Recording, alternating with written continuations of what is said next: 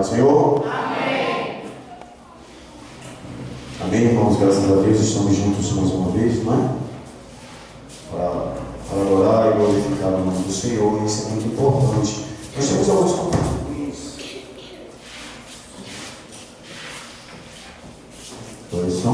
Nós temos alguns visitantes hoje aqui, não é? Quando eu entrei, eu tive a honra de falar com o pai. Levanta a mão aí, meu querido. Qual é o nome do senhor? Josivan. Rosivaldo. Nosso querido amigo do Evangelho, Rosivaldo, está aqui conosco, né? O mesmo é o pai do nosso jovem, que sempre está acompanhando a gente ali, não é? A gente tem orado para esse jovem estar aqui conosco, está junto com essa família chamada a Assembleia de Deus do Brasil, né? E o povo que vai morar no céu, está aqui. O povo está lutando para morar no céu. Então, como a igreja diz, seja bem-vindo em nome de Jesus. Seja bem-vindo em nome de Jesus, tá bom? Sinta-se abraçado em nome de Jesus, amém, queridos? Abram suas Bíblias em a carta de Paulo, a segunda carta de Paulo aos Tessalonicenses, capítulo de número 1. Segunda carta de Paulo aos Tessalônicos, os Tessalonicenses, capítulo de número 1 e o versículo de número 3, como diz o nosso auxiliar Rodrigo, seguindo-se a leitura, né? Segunda carta de Paulo aos Tessalonicenses, segundo Tessalonicense, capítulo de número 1 e o verso 3, vamos ler os versículos a partir do verso 3, tá bom, irmãos?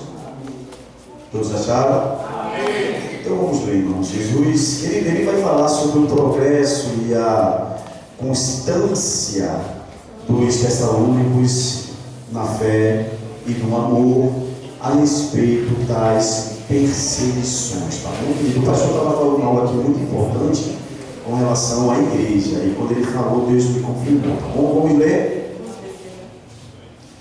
Sempre devemos, irmãos, dar graças a Deus por vós, como é de razão, porque a vossa fé cresce muitíssimo e a caridade de cada um de vós aumenta de uns para com os outros, da maneira que nós mesmo nos gloriamos de vós nas igrejas de Deus, por causa da vossa paciência e fé, e em todas as vossas perseguições e aflições que suportai, prova clara do justo juízo de Deus, para que sejais ávidos por digno do reino de Deus, pelo qual também padeceis.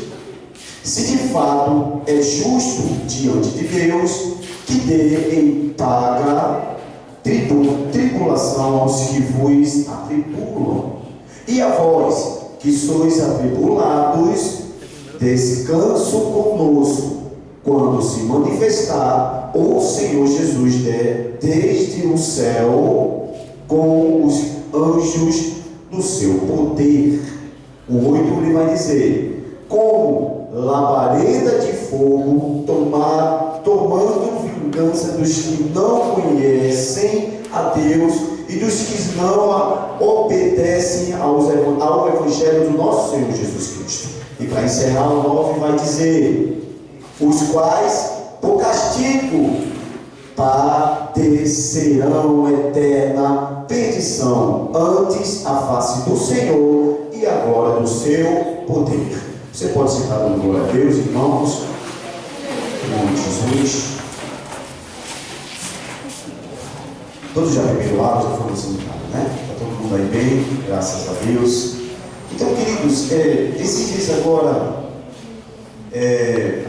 eu tenho observado que muitos crentes, podemos dizer, muitos homens e mulheres de Deus, eles estão seguindo, podemos dizer, um segmento de desigrejados. E muitos de nós, às vezes, muitos crentes, eles estão achando que em casa eles vão estar bem. E um dia desse eu estava conversando com um irmão, com um amigo, e perguntei a ele: meu irmão, qual é a tua denominação? Qual é a tua igreja? E ele chegou para mim e disse: presbítero, eu não tenho igreja e não pretendo ir para a igreja. Eu aceitei a Jesus e quero ficar na minha casa. Eu quero cultuar na minha casa. Eu vou aprender na minha casa.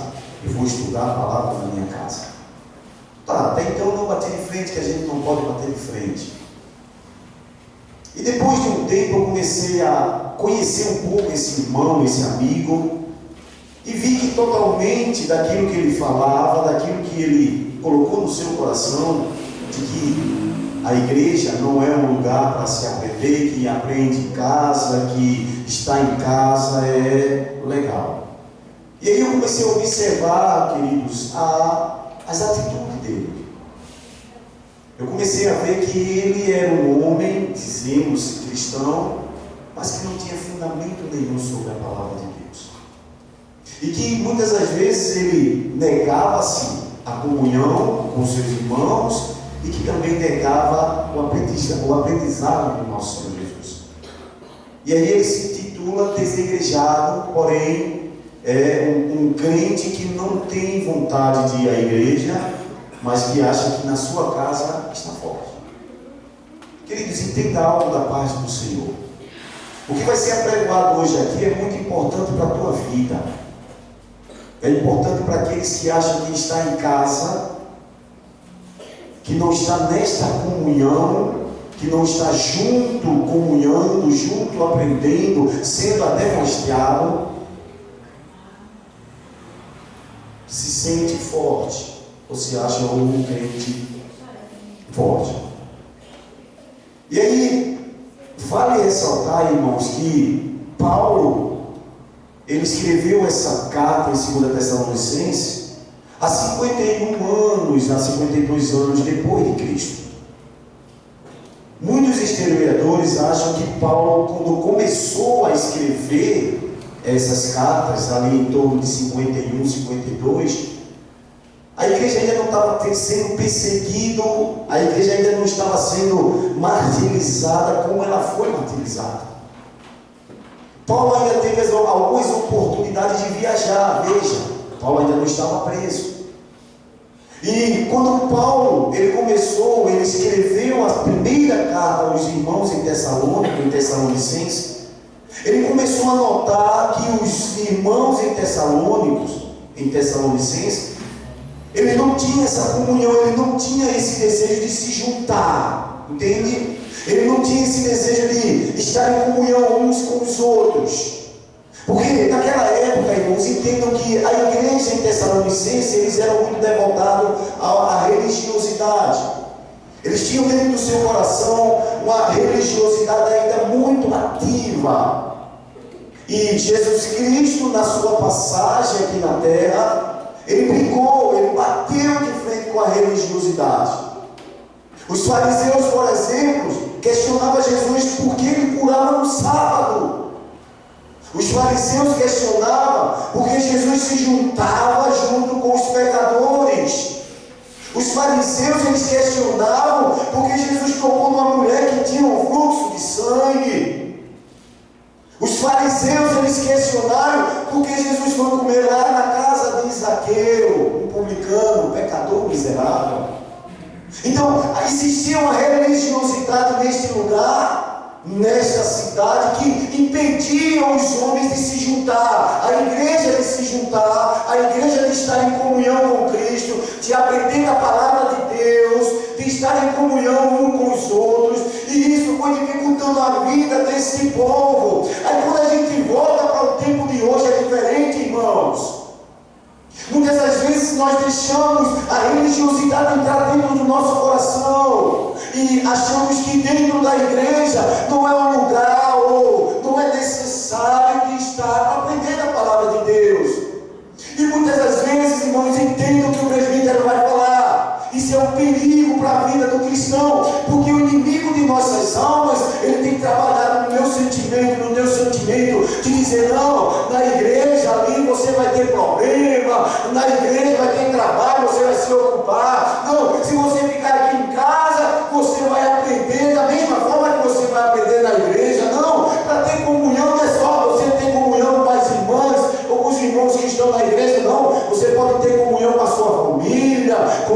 parentes, com os seus vizinhos. Faz um culto no lar e deixa o culto da igreja para depois. Cuidado, isso é mentira do diabo. O diabo, ele quer te desvirtuar. O diabo quer te tirar da presença de Deus. O diabo quer te tirar da comunhão com o teu irmão que está aí ao lado. O diabo quer te tirar daquilo que mais é precioso na tua vida como cristão, que é amar o teu próximo como a si mesmo. Esse que está aí do teu lado, você tem que aprender a conviver com ele, com as diferenças dele, com os problemas dele. É aqui na igreja que você vai aprender a palavra de Deus, com homens separados por ele, para estudar, para analisar, para saber o que é o certo e o que é o errado, e te chamar na grande, como diz o ditado, e dizer: olha, Cristo anda e ele quer desse jeito. Dentro da tua casa você não vai aprender isso, e o diabo tem colocado isso sobre a sua cabeça, sobre os seus sentimentos, e muitos têm desviado por isso. Entenda que lá em Tessalônica não era um lugar fácil, irmãos, para ser cristão. Em Tessalônica a igreja cresceu no meio de um conflito. E Paulo, com sua visão missionária, Paulo, com sua visão cristocêntrica, ele viu que ele precisava interferir naquilo ali. Agora entenda, muitos irmãos em Tessalônica disseram: não quero saber, eu vou embora, eu não preciso estar junto. E é diferente hoje, irmãos. Quando nós no ministério nos juntamos para trazer o irmão que está em casa, o irmão que diz que não quer vir, não precisa, eu não vou. E muitas das vezes nós ficamos tristes, muitas das vezes nós choramos, porque sabemos que aquele irmão vai morrer ali naquele lugar. Atos dos Apóstolos, capítulo de número 17. Ele vai explicar que Paulo, ao passar por Antípolis e também por Apolônia, em uma das suas visitas onde pregava a Boa Nova, teve um encontro com os judeus religiosos em Tessalônica. E veja o que é que ele diz. Abra sua Bíblia, Atos dos Apóstolos, capítulo 17.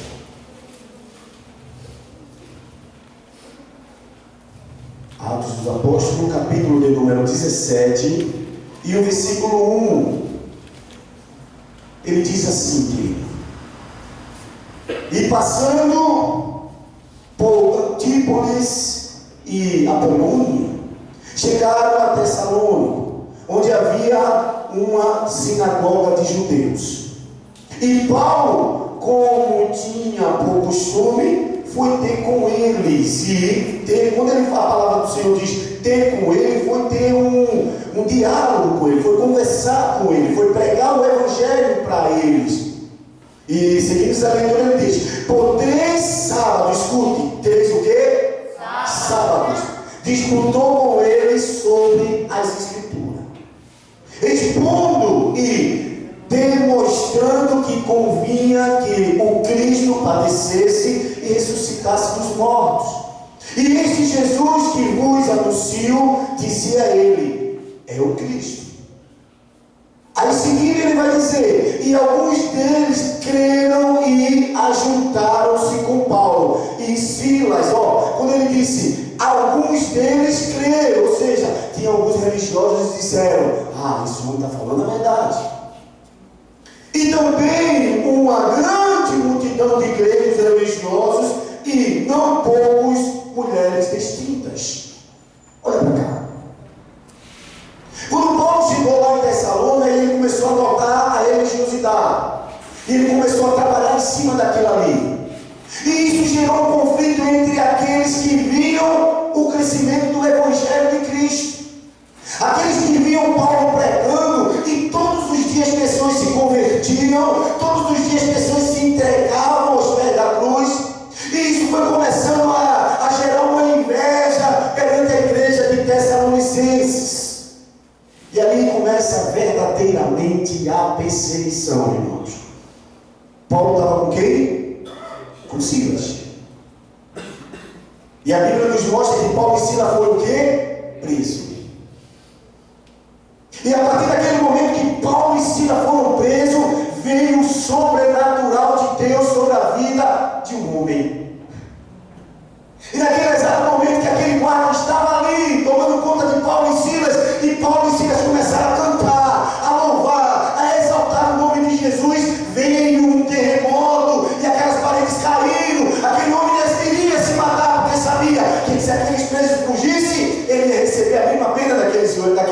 homens que estavam Cristo.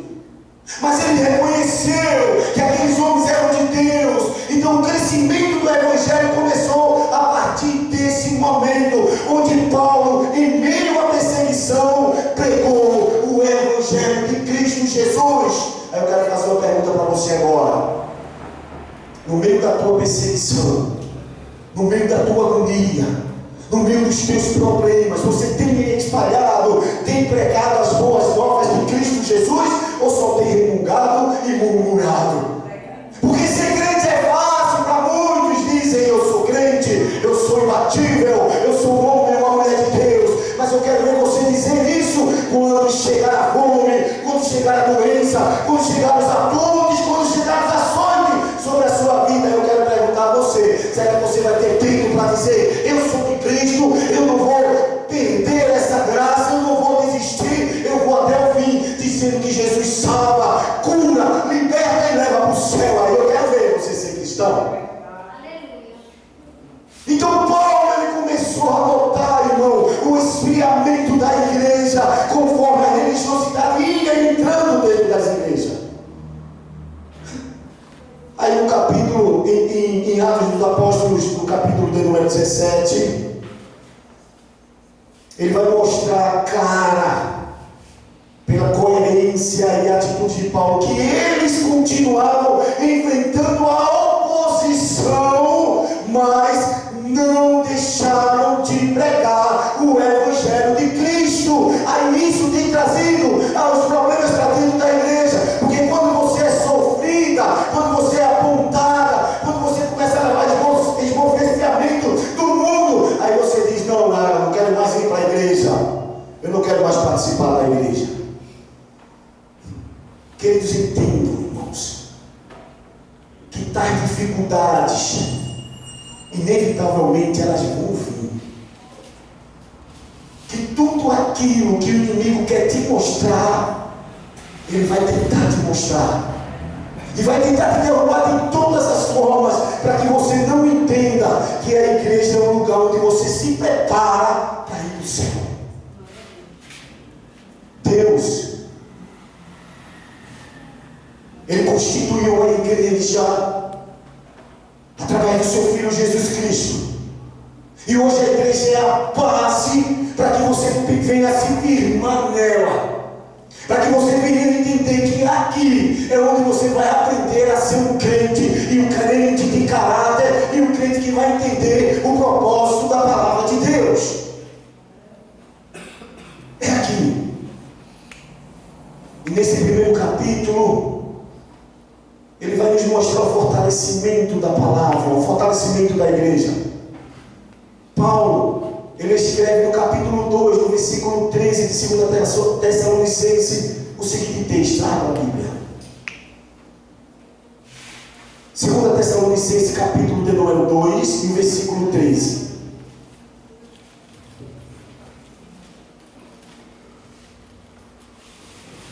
Segundo Tessalonicenses, capítulo de número 2 e o verso de número 13. Ele vai dizer assim, ele vai fortalecer a igreja, ele vai exortar a igreja em seguinte palavras: mas devemos sempre dar graças a quem? A Deus. Por vós, irmãos amados do Senhor, por vós ter Deus elegido desde o princípio para a salvação em santificação do Espírito e fé da verdade. Olha para mim, você foi separado, você foi escolhido. É em meio à perseguição, é em meio ao distúrbio deste mundo que Paulo vai escrever: mas devemos sempre dar graças a Deus. Está doendo? Dê glória. Está passando por dificuldade? Dê glória. O mundo está apontando? Dê glória. As pedras estão doendo? Dê glória. Porque Cristo vem, e quando Ele voltar, vai levar aqueles que passaram pela tribulação, venceram as adversidades, e disse: eis-me aqui, Senhor. Oh, aleluia. Queridos, entendo, querido, que esse povo em Tessalonicense, ele só foi salvo, eles só foram, podemos dizer, reconhecido, porque Paulo ele primeiro olhou para a igreja. Então, a partir do momento que ele olhou para a igreja, a partir do momento que ele viu que a igreja era um lugar do fortalecimento deste povo, ele investiu sobre aquilo. Primeiro, ele bateu sobre a heresia que era pregada, que era visto naquela cidade. Ele mostrou o verdadeiro evangelho de Cristo para aquele povo. E o povo começou a abrir os olhos para Cristo. O povo começou a ver que Paulo pregava diferente. E olha que o testemunho de Paulo era lindo, porque Paulo passou de perseguidor a ser perseguido. Paulo era pregador do ódio e passou a pregar o amor. E a partir do momento da sua transformação, Cristo fez milagres e prodígios naquele lugar. Seja o Paulo nesta noite, tenha a visão da visão de Cristo na sua vida e pregue o evangelho do Senhor. Oh, aleluia! E para finalizar, queridos, entenda algo muito importante. Como foi dito em 2 Tessalonicenses, no capítulo 1 e no verso 7. E a vós, que sois atribulados, descanso conosco, quando se manifestar o Senhor Jesus desde o céu, com os anjos do seu poder. O versículo ele vai nos mostrar que Paulo estava tentando, ou melhor, passou para o povo de Tessalonicenses o seguinte: Cristo um dia vai raiar no céu, Cristo um dia vai voltar, e ele vai voltar em grande poder e glória, rodeado com os anjos. E quando Paulo passou isso para os irmãos que estavam sendo atribulados naquele momento, ele disse: vale a pena suportar, vale a pena passar, porque tudo isso aqui vai passar, mas se você permanecer firme, forte, acreditando e crendo na palavra de Deus que cura, que salva, liberta o homem do pecado, se você permanecer nesta palavra que fez milagres e prodígios, pode ter certeza, esse mesmo Jesus que vai descer do céu é o mesmo Jesus que vai te arrebatar. Esse Jesus que vai descer ao céu, ele está contemplando e vendo a tua dificuldade. Esse Jesus que vai descer do céu é o mesmo que vai estender a mão para te socorrer. Se você permanecer firme e forte, em comunhão com seus irmãos, na sua igreja, fazendo a vontade do Senhor, esse mesmo Jesus, quando um dia voltar, é aquele que vai levar você para o céu, e lá terá com hora vida, o Pai vai dizer: valeu a pena você ir até o fim. Então diga assim nesta noite bem alto, fala bem alto, diga: eu sou mais que vencedor. Bem alto, tá bom? Naquele que me fortalece. Oh, aleluia! Fortaleça a sua igreja, irmãos. Fortaleça esse lugar que você está. Dê valor a isso aqui. Porque muitas das vezes você está aqui, entenda, não estou exortando a igreja, não estou dando culto de doutrina, não. Mas o que eu quero dizer para você é que quando a gente vê uma ovelha desfalecendo, quando a gente vê uma ovelha que não quer saber da igreja, que prefere estar em casa ainda dizendo, batendo no peito: ah, eu sou crente aqui, não preciso de igreja. Ah, o ministério dessa igreja chora, porque a gente sabe, e muitos testemunhos são contados, que se você ficar em casa você vai morrer. Você não vai suportar. Você não vai ter conteúdo para bater ou para combater com o inimigo de vossas almas. É importante você participar de um estudo na sua igreja. É importante você estar, podemos dizer, envolvido com os grupos da igreja. É importante você chegar para o seu pastor e dizer: pastor, estou aqui, pastor, eu preciso trabalhar. Tem até um ditado que diz que mente vazia é o quê? É ou não é? Então nesta noite, querido, eu posso dizer, eu sei que eu não chego nem aos pés desse homem, Mas eu quero me colocar no lugar de Paulo e dizer que a visão que eu tenho hoje, irmãos, é de uma igreja fraca, é de uma igreja que troca muita religiosidade pelo culto da palavra de Deus. Igreja, nesta noite, eu quero me pôr como um Paulo neste lugar e dizer que a igreja está aqui para te ensinar, para te corrigir, para te mostrar a verdadeira palavra que cura, que salva e que liberta o homem do pecado. E não é diferente para com Paulo naquela época e com esse homem, com a mim que estou aqui apregoando, tendo a oportunidade de apregoar a palavra para você. Nosso coração chora, nosso coração dói quando começamos a observar ovelhas querendo ser desgarradas, ou já se desgarrou. Ovelhas que ligam, mandam mensagem dizendo: presbítero, eu estou desviado ou desviado. Dói nos nossos corações, sabe por quê? Como doeu no coração de Paulo, de ver o povo disperso demais, de ver homens e mulheres que não querem aprender da palavra de Deus para te manter de pé, irmãos. Portanto, nesta noite, entendam uma coisa: que sem Cristo do teu lado você não vai conseguir.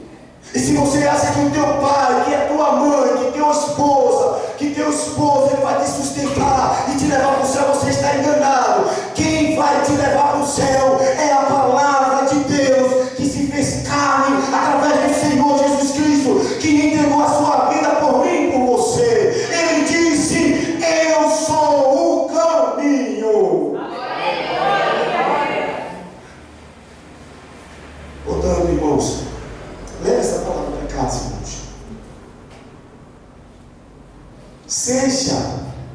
Não seja um Tessalônico no início, seja um Tessalônico depois, que entendeu o Evangelho de Cristo e ficou até o fim pregando o Evangelho do Senhor. Amém? Amém. Nós temos duas pessoas especiais hoje aqui, irmão.